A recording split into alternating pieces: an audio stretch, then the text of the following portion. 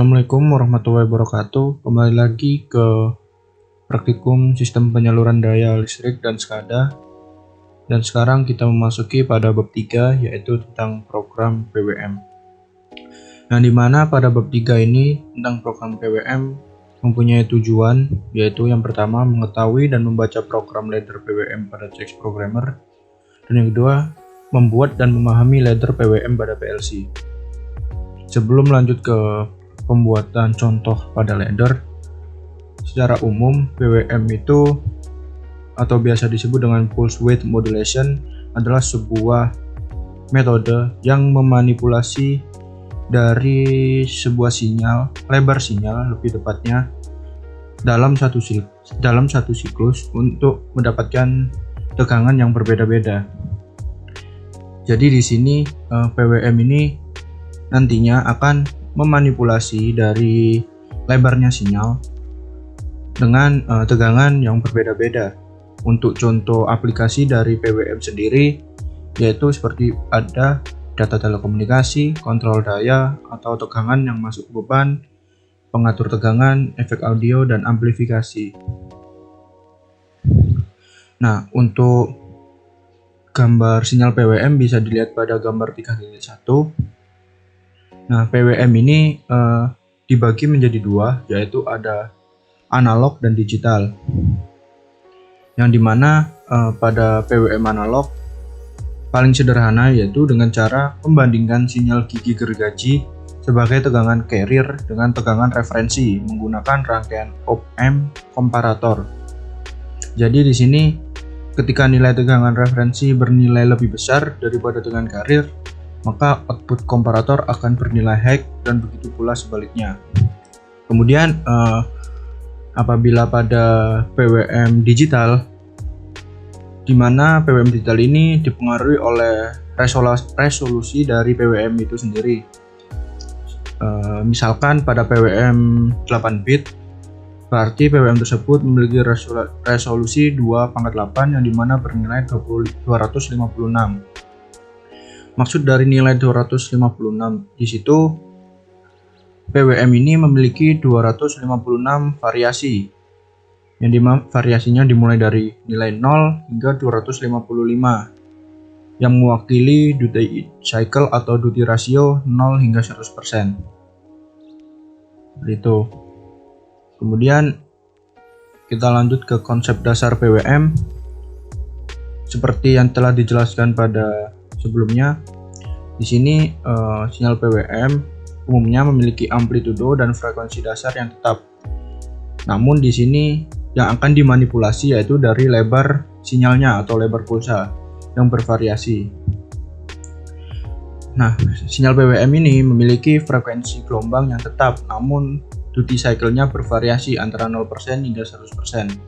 Duty cycle yang bervariasi ini nantinya akan berpengaruh pada lebar pulsa atau lebar dari sinyal yang dihasilkan. Bisa dilihat pada gambar 3.2, di situ ada beberapa contoh duty cycle dan bentuk sinyalnya. Kemudian kita lanjut ke inisialisasi input dan output.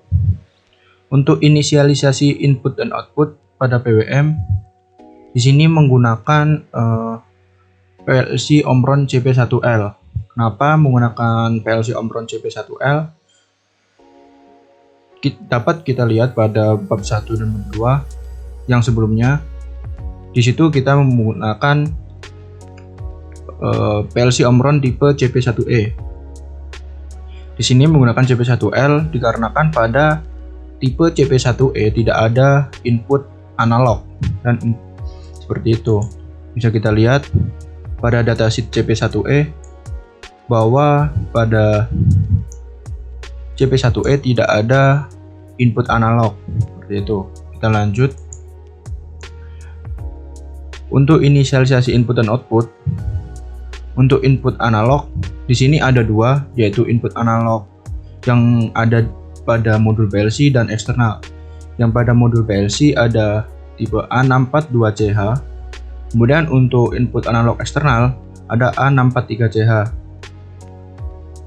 A643CH ini nantinya akan mengatur duty ratio atau duty cycle-nya secara manual dari luar program Chef Programmer. Kemudian kita masuk ke output analog. Output analog dari CP1L ini hanya memiliki dua, yaitu 100.01 dan 100.03, yang dimana untuk port specifier 0 itu milik dari 100.01 dan port specifier 2, port specifier 1 itu milik dari 100.03. Jadi untuk Omron CP1L ini hanya memiliki dua alamat untuk keluarannya, yaitu yang sudah dijabarkan barusan. Itu. Baik, selanjutnya kita akan mengamati bentuk dari PLC Omron CP1L. Untuk tipenya yaitu L20, di mana pada PLC ini memiliki 12 port input dan 8 port output. Kemudian untuk input analognya sendiri di sini terdapat dua buah input analog, di mana untuk input analog yang pertama di sini berupa analog adjuster yang dilambangkan dengan terdapatnya trim pot yang dapat kita atur untuk mengadjust nilai discrete analognya, di mana jika kita putar ke kiri dia akan bernilai semakin kecil atau mendekati semakin bernilai 0, dan jika kita putar ke kanan maka nilai discrete-nya akan semakin besar dan nilai discrete maksimalnya yaitu 255, karena pada PLC ini menggunakan input analog dengan resolusi 8 bit. Selanjutnya untuk input analog yang kedua yaitu berupa external analog connector. Di sini dapat kita lihat terdapat konektor analog input. Nah, biasanya konektor analog input ini yaitu dihubungkan dengan sensor analog yang menghasilkan tegangan 0 hingga 10 untuk merepresentasikan besar nilai discrete analognya. Untuk alamat tujuan dari analog yang pertama tadi yang menggunakan trim pot akan jatuh pada alamat A642, sedangkan pada alamat analog yang menggunakan port eksternal akan jatuh pada alamat A643. Di sini dapat kita lihat kembali untuk analog adjuster, dia akan berada pada alamat 642 dan eksternal analog connector berada pada alamat A643. Baik, selanjutnya kita akan mencoba membuat leader diagram instruksi PWM ini menggunakan CX Programmer.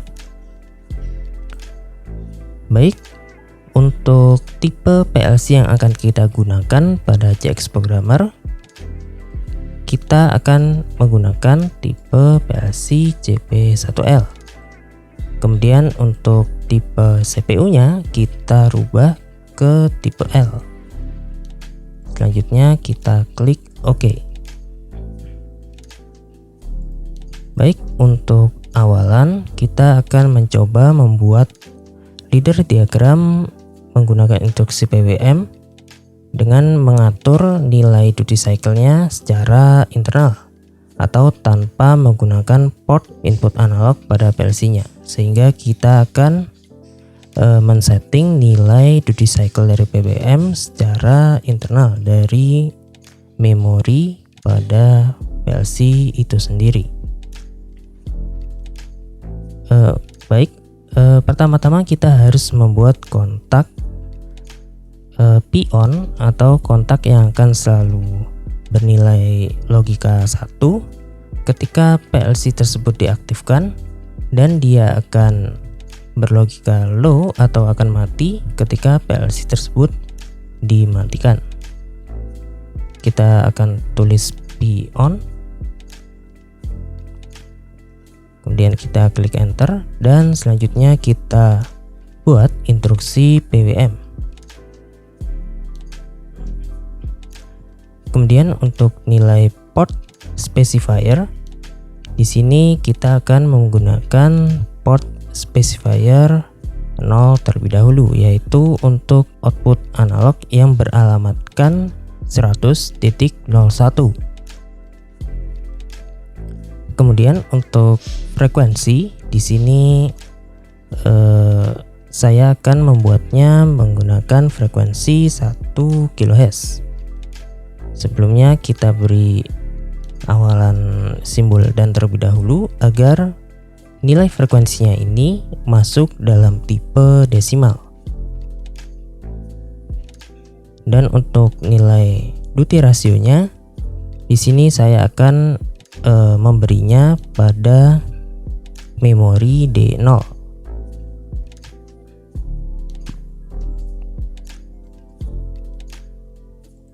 Baik, setelah selesai terbentuk untuk instruksi PWM, kita dapat menjalankannya dengan mengetikkan Ctrl Shift W pada keyboard, yaitu untuk mensimulasikan hasil leader diagramnya. Selanjutnya, untuk memonitoring nilai pada memori, kita bisa mengeklik memori yang terdapat pada kolom sebelah kiri ini. Kemudian kita ubah tampilannya seperti ini agar lebih mudah untuk kita amati. Nah, selanjutnya kita klik memori D, karena di sini saya memasukkan pada alamat memori D. Selanjutnya kita perbesar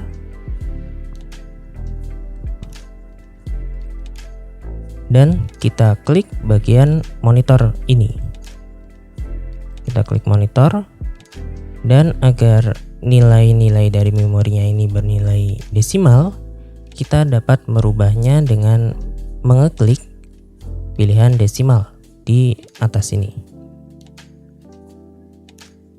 Dan kita lihat pada memori D0 di sini masih bernilai 0. Misal saya rubah di nilai 50. Nah, maka di sini dia akan berganti nilainya menjadi 50. Sehingga pada port specifier 0, yaitu pada alamat output 100.01, dia akan mengeluarkan gelombang PWM dengan frekuensi 1000 Hz dengan duty rasio 50%. Sehingga tegangan yang dikeluarkan yaitu adalah bernilai setengah kali dari nilai tegangan yang dimasukkan. Selanjutnya, untuk percobaan yang kedua, kita akan menggunakan alamat analog input yang eksternal, dimana untuk pengaturannya kita akan memanfaatkan input analog seperti yang saya tunjukkan sebelumnya. Nah, yaitu adalah input analog yang berupa konektor ini. Baik, kita akan buat leader diagramnya. Di sini kita menggunakan instruksi move terlebih dahulu untuk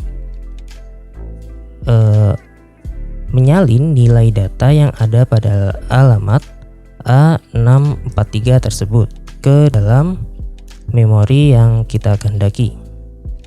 Misal tadi alamatnya itu 643, kemudian kita rubah ke alamat D0.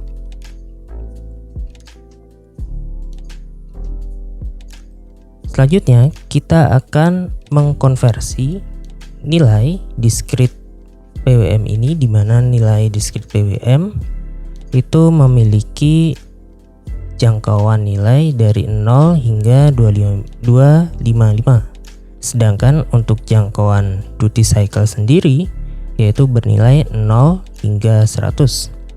sehingga kita harus mengkonversinya terlebih dahulu dengan cara mengkalikan dengan angka 100, yaitu angka maksimal dari duty cycle, dan kemudian membaginya dengan 255, yaitu nilai maksimal dari nilai discrete analognya. Sehingga kita harus membuat instruksi pengali, yaitu dengan cara memberi kontak P-on terlebih dahulu, kemudian kita ketik bintang pada keyboard dan memasukkan nilai alamat yang akan dikalikan, yaitu D0,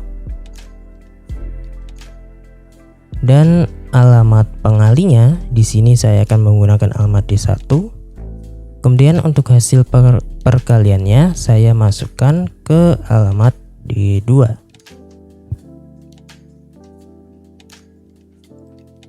Selanjutnya kita akan membagi nilai dari hasil pengaliannya ini dengan nilai 255. Jika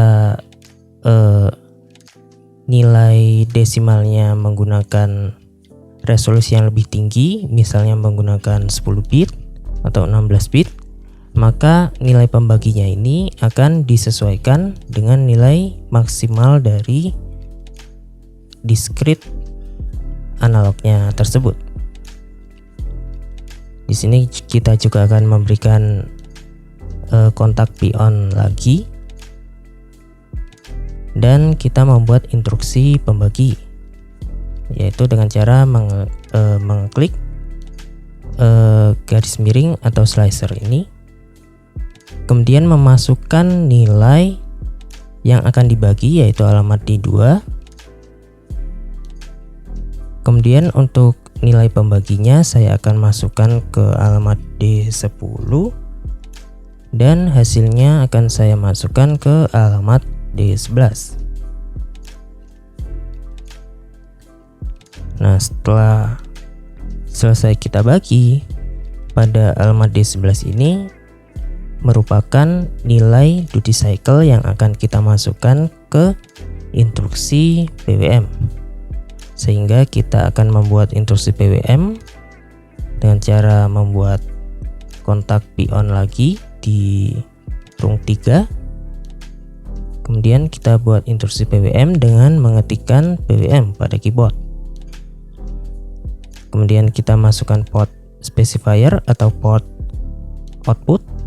Di sini saya akan menggunakan port specifier 0, yaitu yang beralamatkan 100.01. Kemudian frekuensinya saya masih tetap menggunakan frekuensi 1000 Hz. Dan untuk nilai duty ratio, yaitu nilai yang berada pada alamat D11.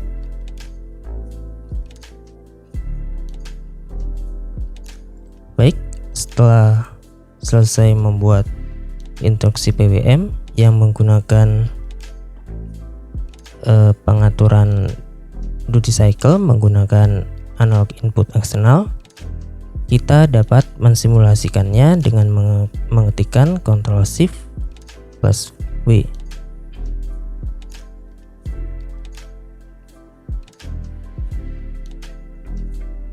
Kemudian kita akan memonitoring nilai memorinya dengan mengklik memori seperti yang sudah ada pada sebelumnya. Kita klik terlebih dahulu untuk memori A, selanjutnya memori D, karena pada leader diagram di sini kita menggunakan memori A dan memori D. Selanjutnya kita klik monitor, kita centang semua, dan kita atur pada tipe desimal untuk semua memorinya. Nah, baik, kita akan cari dulu untuk alamat A643.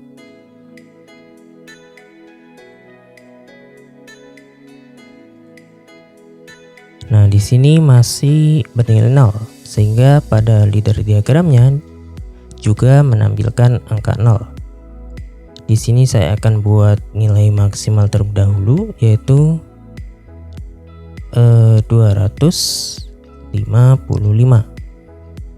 Kita ketik OK. Klik OK maksudnya. Selanjutnya pada memori D,